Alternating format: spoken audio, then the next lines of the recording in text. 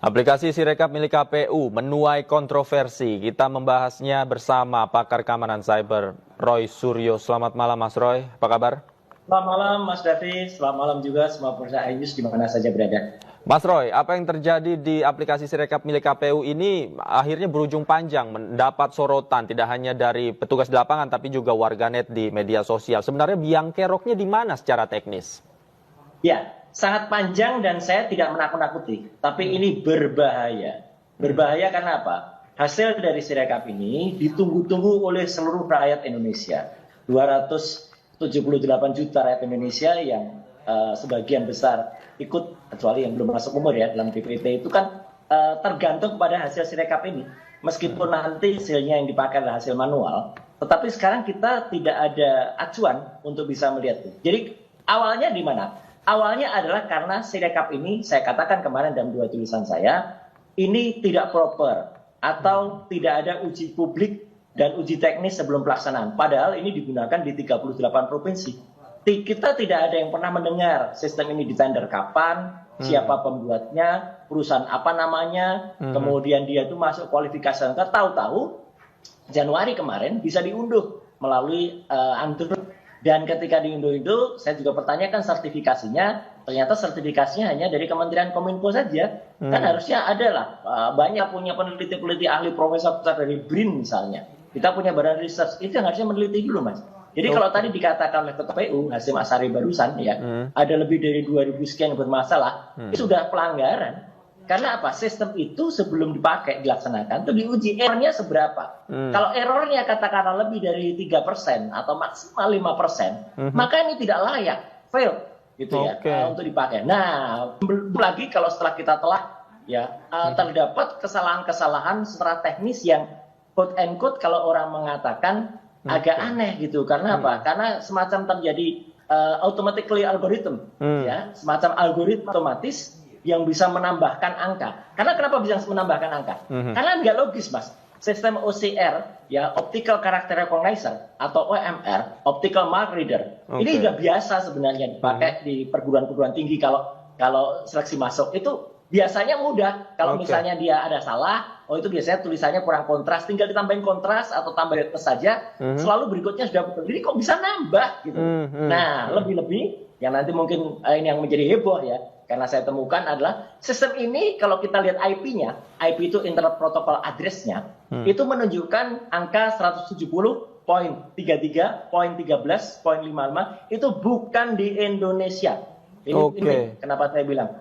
Karena undang-undang kita punya undang-undang Perlindungan Data Pribadi nomor 27 tahun 2022 yang lalu, itu mempersyaratkan kalau ada objek-objek vital dan kemudian data penting negara harus simpan di server dalam negeri. 170.33.13.55 ini di Alien Computing Co Limited, itu di Singapura dan dimiliki oleh perusahaan Chinese namanya Zhejiang Taobao Network. Sekali lagi 170.33.13.55 itu milik Alien Computing Co Ltd di Singapura, milik perusahaan Zhejiang Taobao Network. Apa ada hubungan apa gitu loh perusahaan ini dipakai oleh oleh Indonesia, karena ini termasuk dalam grup Alibaba. Dan grup Alibaba itu ini kayak perusahaan besar yang di dalamnya ada data-data e-commerce, Mas. Data kita dicampur di situ. Ini artinya tidak ada jaminan keamanan data yang masuk ke Sirekap dong kalau kayak gitu. Nah, itulah makanya saya sih tidak mau suudon ya. Tetapi kalaupun tidak terjadi bocor datanya, kalau ada apa-apa pada server di luar tersebut, kemudian datanya saya stuck atau datanya hang gitu, ya, itu kan berhenti semua. Sekarang orang kan, saya bilang, orang kan banyak yang percaya aplikasi hitung cepat gitu ya. Kenapa itu bisa terjadi? Ya, meskipun itu ilmiah, tapi kan ya kita tahu lah gitu. Nah, ada apa di balik itu. Tapi ternyata dari itu manualnya seperti ini. Jadi saya makanya bilang Mas Davi, ini harus diaudit forensik IT ya untuk meneliti ada apa dengan Sirekap ini gitu loh. Karena Sirekap ini sekali lagi tidak kita mendengar ada uji publik dan teknis dan sertifikasi itu tidak boleh hanya pada alatnya, Mas. Sertifikasi itu harus pada alat dan penggunanya. Apakah petugas-petugas TPS dan tadi ada berita tentang KPPS tadi yang dia kesulitan, dia sudah disertifikasi atau belum? Kalau dia belum disertifikasi, padahal data rakyat tergantung ke Mas. Mas Roy, mohon maaf saya potong, tapi saya tertarik. Kalau dari sisi aturan sebenarnya seperti apa? Boleh nggak servernya ada di Singapura menyimpan data-data yang begitu vital, yang begitu penting milik dalam negeri Indonesia? Saya mengatakan tidak boleh. Ya, kita punya undang-undang PDP, Perlindungan Data Pribadi, dan itu di-launch oleh Komisi 1. Saya ikut merancang undang-undang itu juga ketika saya masih Komisi 1, dan memang ada celah. Ini celakanya memang, ada celah. Undang-undang PDP itu kan baru disahkan oleh Presiden Oktober tahun 2022 yang lalu.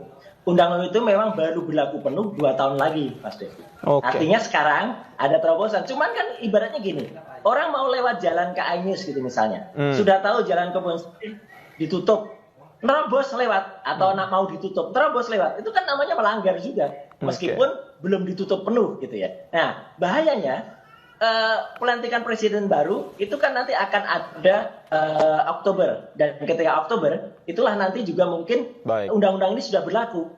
Jadinya adalah aturan yang ada ternyata melanggar. Ini mirip-mirip sama keputusan MK lagi nih, secara etik hukum melanggar, Mas.